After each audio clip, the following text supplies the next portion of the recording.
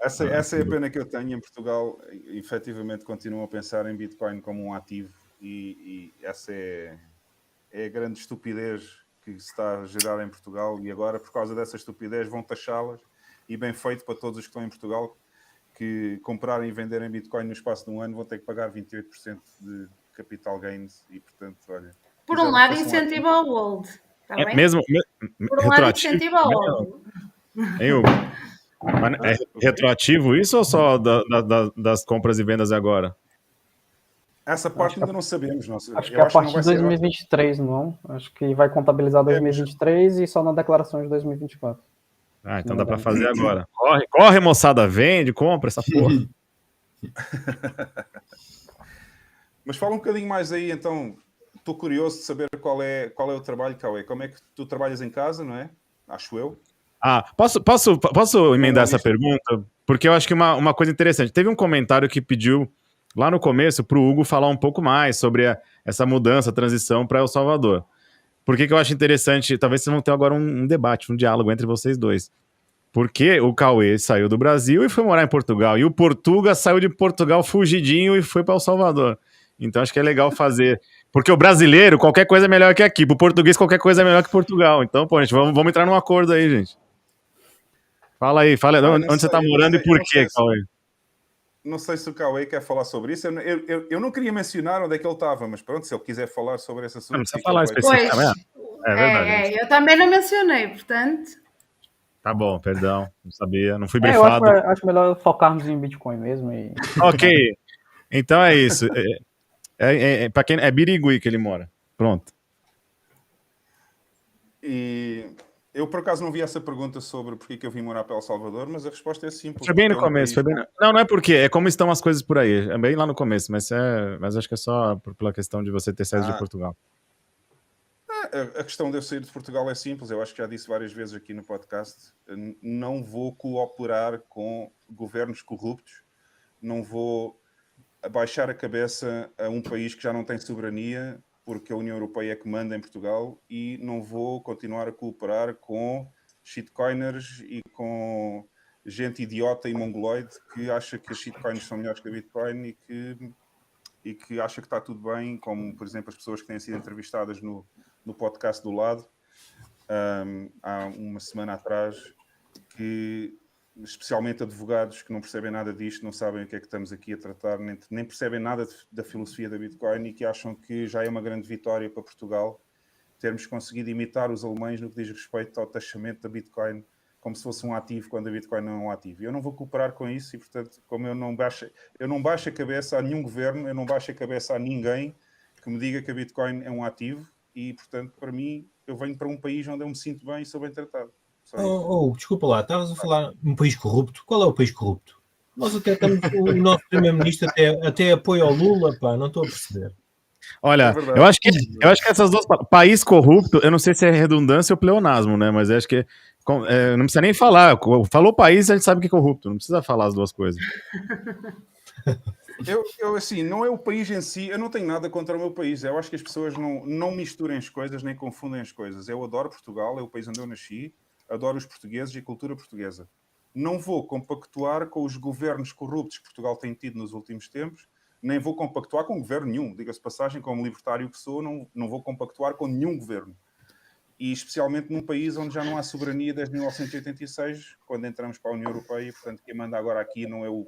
Ao contrário do que a maioria dos portugueses pensam, não é o Costa que manda em Portugal neste momento, não é o Poder Executivo. O Poder Executivo está na Europa, está na Comissão Europeia e está no Schwab, no World Economic Forum. E eu não vou compactuar com isso. Portanto, vim para um país onde pelo menos a soberania ainda existe e as pessoas são livres de dizer o que pensam e fazer aquilo que querem.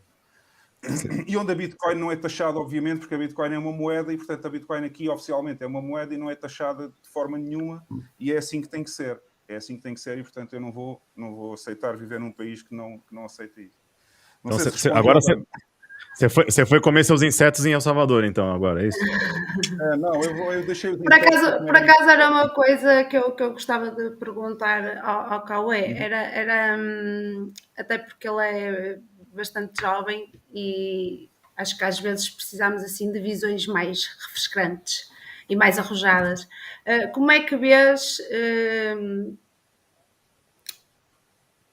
por exemplo, para a malta que está a chegar também, principalmente, este ambiente que estamos a viver macroeconomicamente agora, porque tu fazes questão de, por exemplo, as análises que eu vou vendo no teu feed de Twitter, de explicar muito bem essas análises, abordar todos os pontos analíticos e específicos e relacioná-los até com os gráficos. Acho que é essa relação interessante que trazes, que é relacionar a macroeconomia, que também é composta por outros fatores, com todo o background que tu tens daquilo que já é mais matemático.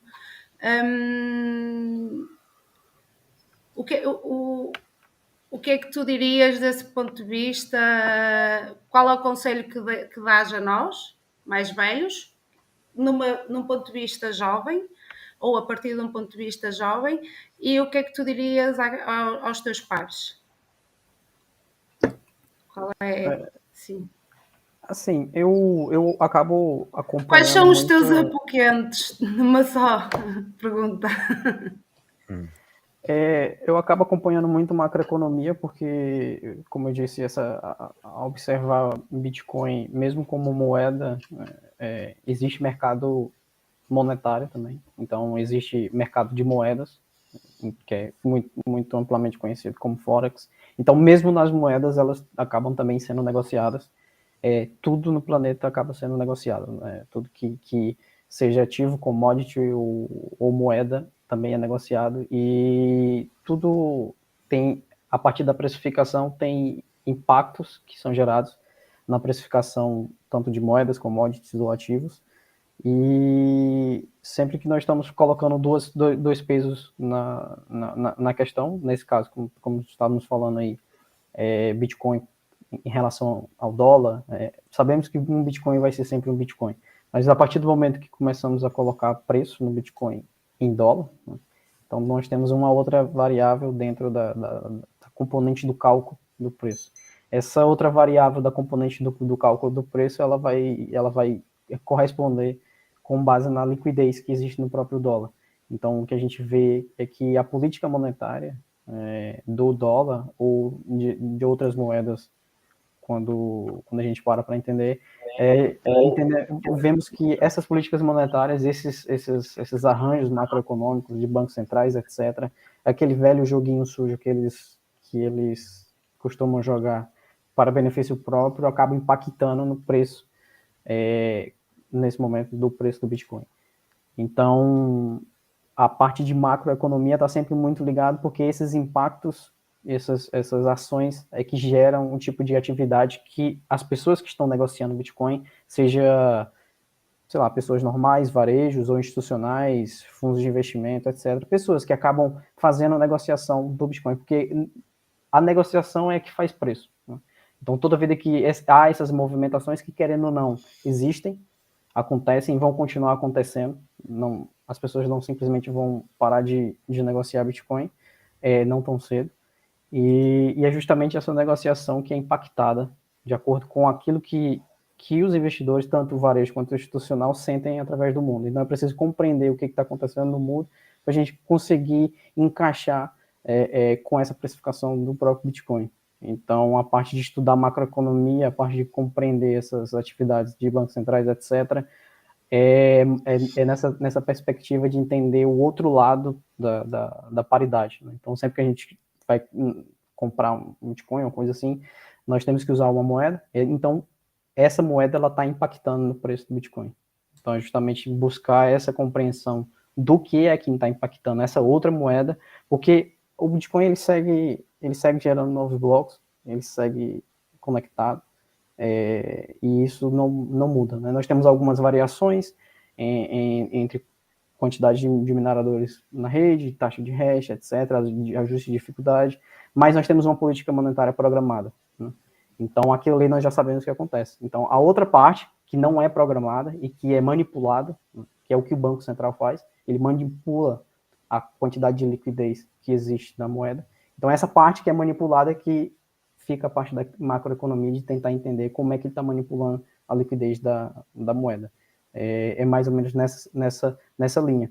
Então, a minha dica, já respondendo a outra pergunta que tu fez, a parte de indicar, né, para quem está começando a estudar, para quem está querendo aprender um pouco mais desses movimentos que geram, né, preço, para quem quer, obviamente, nem todo mundo quer, para muitos basta acumular no preço que estiver e pronto.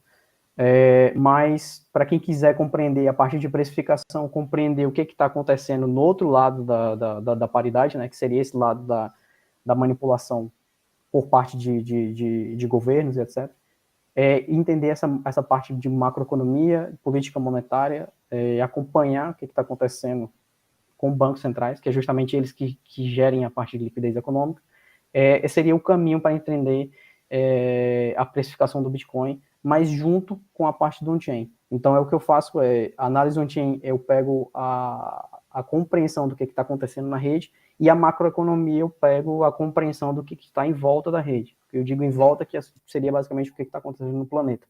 Então, aí, ao unir os dois, tem uma compreensão mais micro e mais macro de toda a indústria, de todo o mercado do Bitcoin, no caso.